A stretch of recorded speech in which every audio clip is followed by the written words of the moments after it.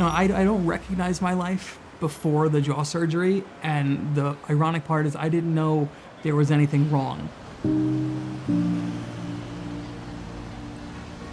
I knew that I had all these issues, but I didn't know what the root of it was. I knew that I was chronically exhausted. My friends would laugh that they couldn't go out to eat with me because I was such a slow eater. I didn't realize it's because I had issues, chewing food and issues eating. Again, I couldn't breathe, and so it was hard to exercise, and I'd get winded walking up a flight of stairs, or would get winded, playing a game of basketball. I don't think Josh really knew what was going on in his life. I think he just accepted it as a lot of his normal. So when I met Josh on our first consultation, I saw a young man who had a small lower jaw, mid-face deficient.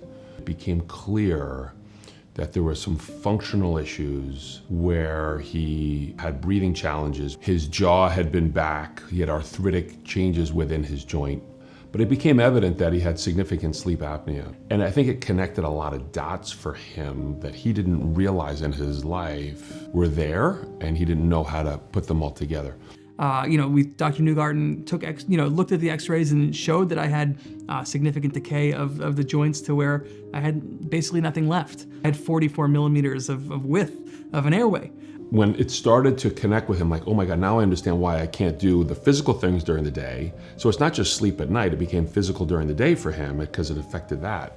And we embarked on discussions with him for how to rehabilitate, which clearly involved corrective jaw surgery.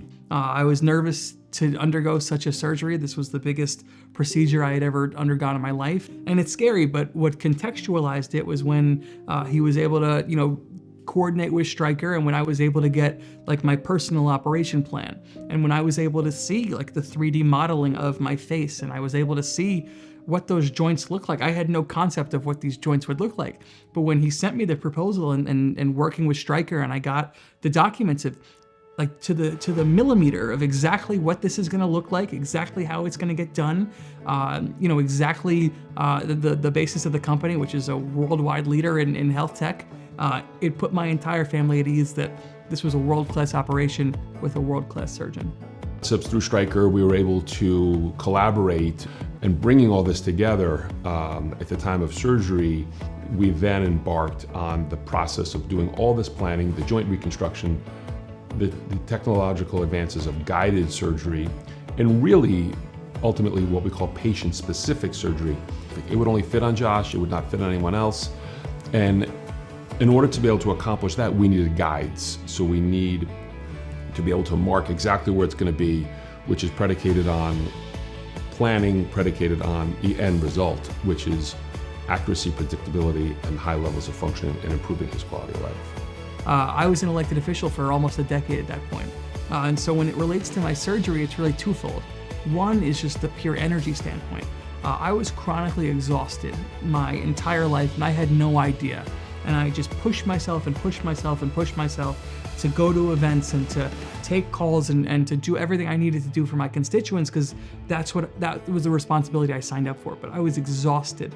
And so post-surgery, having the energy to wake up on a weekend and not feel groggy, but feel like I can seize the day, right? And being able to actually go to sleep and wake up and feel refreshed because I could get into REM sleep because I could breathe. The fact that I can exercise and actually get through a workout and feel good about my health, that all changed me as an elected official for the better. It was difficult to be in the public eye and to not feel great about the way I presented. And so now in present day, where I feel good about the way I can present and about the job I'm doing, not only is it good, but it feels really good.